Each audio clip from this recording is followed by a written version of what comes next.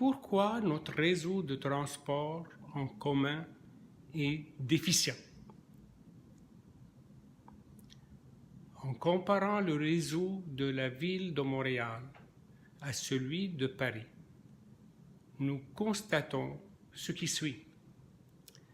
La superficie de Montréal est 5 fois plus grande que celle de Paris. Le nombre des stations de métro de Paris est plus que 4 fois plus grand que celui de Montréal. Proportionnellement, le nombre de stations par rapport à la superficie, les Montréalais sont desservis 20 fois moins bien que les Parisiens. Quel que soit l'âge du naveteur, un parcours typique autobus-métro coûte environ 7 $ le trajet à la ville de Montréal.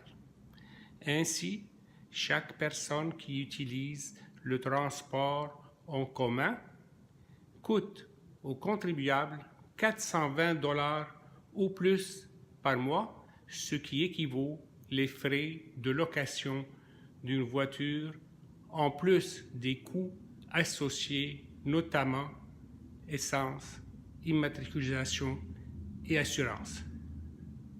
Ce calcul individuel n'implique nullement le devoir d'abolir le transport en commun et de le remplacer par une voiture.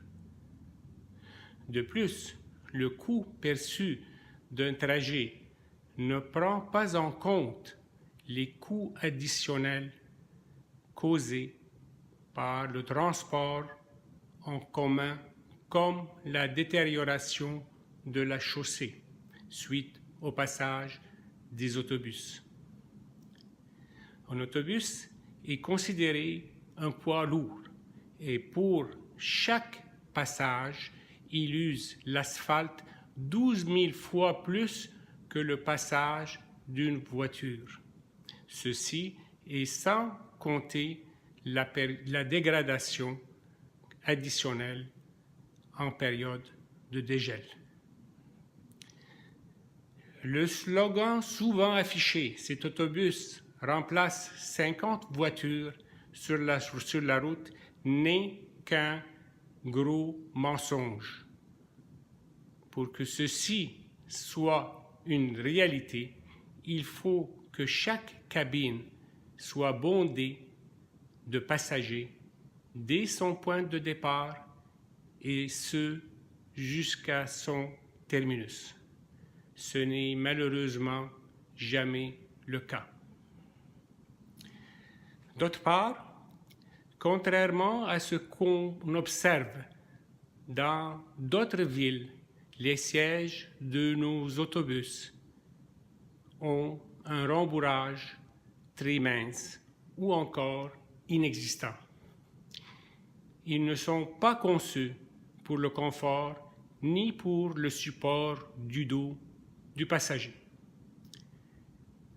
Le voyagement d'une personne âgée ou d'une personne atteinte de problèmes au dos pourrait être bien pénible suite aux coups secs et brusques des démarrages, freinages et autres. En plus, est-ce qu'il est concevable qu'à Montréal, dans des endroits où les autobus passent fréquemment, depuis des décennies, il y a encore des arrêts sans trottoir où les passagers doivent embarquer ou débarquer dans la boîte. En ce qui concerne les transferts des trains de banlieue, pourquoi faut-il se rendre à la gare centrale pour prendre une ligne de métro? Le progrès du transport en commun sur plus de 5 décennies n'a été rien de plus que médiocre. Il n'a jamais suivi le développement de l'agglomération et n'a jamais été aux hauteurs des besoins et aspirations. Au lieu de fournir des efforts nécessaires pour améliorer ce système de transport, les administrations qui se sont succédées ont concentré leurs efforts à réduire le transport conventionnel en voiture, surtout au centre-ville de Montréal. 1. En manipulant le sens de circulation des rues pour compliquer le voyage des automobilistes. 2. En réduisant le nombre des voies, des artères principales pour créer des voies dédiées aux cyclistes qui, en passant, représentent moins que 2% des naveteurs au centre-ville. 3. En réduisant dramatiquement les espaces de stationnement pour rendre la vie dure aux automobilistes. Et 4. En ayant recours à des idées controversées pour améliorer le magasinage au centre-ville, tel sur Sainte-Catherine, conserver une seule voie de circulation et éliminer toutes les places de stationnement en élargissant les trottoirs. L'administration n'a jamais étudié pourquoi les commerces fuient le centre-ville et s'installent dans les banlieues. Ironiquement, je ne croise jamais de cyclistes magasinés chez Ogilvy ou autre place. À Montréal, si une personne n'est pas un athlète, elle est considérée une citoyenne de deuxième classe et devra endurer de se déplacer en utilisant un service de transport commun déficient ou encore se servir d'une voiture sur un réseau de circulation restreint. Quant à vous, citoyens de l'âge d'or, bien que vous représentez une grande tranche de la société, sachez que le centre-ville n'est pas pour vous, n'est pas à vous. Résignez-vous à ne pas vous y aventurer.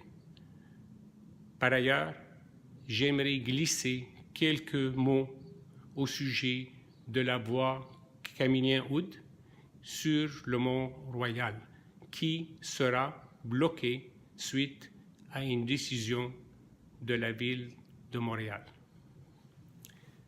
Cette voie laisse traverser plus de 12 000 voitures par jour d'un côté de la ville à l'autre. J'ai beaucoup d'admiration pour les cyclistes qui arrivent à remonter la pente sur Camillien-Houde, ce qu'une bonne majorité de la population ne peut même pas faire à pied. Si monter la pente à vélo est un vrai sport, la débouler en lâchant les pédales l'est beaucoup moins. Sans compter les athlètes qui s'affairent à pédaler plus fort afin d'augmenter leur vitesse de descente. Le conducteur doit en tout temps conserver une distance respectable afin de pouvoir freiner lorsque l'engin qui roule en avant de lui s'apprête à s'immobiliser pour une raison ou une autre. Malheureusement, cette mesure que la ville entreprend ne résout pas quelques problèmes, mais nuit énormément à ceux qui empruntent ce chemin pour traverser d'est en ouest et inversement. Merci.